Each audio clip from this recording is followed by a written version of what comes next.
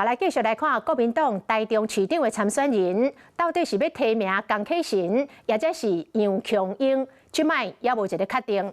江启臣昨深夜抛出一段影片，强调讲家底仔之争无应该对立，应该是接力。伊讲杨强英是伊真敬重的前辈。杨强英嘛铺文来呼应着江启臣接力的概念，讲未来愿意甲江启臣做伙努力。若民进党台中市长的参选人何欣纯是讲，台中需要一个开大门、行大路的市长，毋是家底仔之争这款政治大戏。江启臣共选，江启臣共选。好长啊，甲蒜头，满满好彩头。争取台中市长党内提名的立法院副议长江启臣，早起就来到丰原果菜市场拜票。可能刮风下雨晒太阳啊，所以他们摊上比较不便，所以我们帮他争取预算。第报讲到正正是讲袂停，严格目前党内提名超未好势，基层正焦虑。江启臣昨暝发出影片。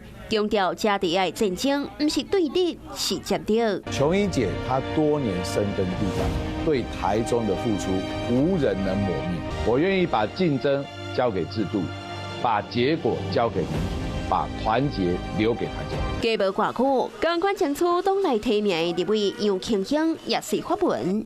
认同江启臣接力的概念，也呼吁党中央爱用智慧处理。我相信党中央呢，一定有足够的智慧跟制度，公平的制度。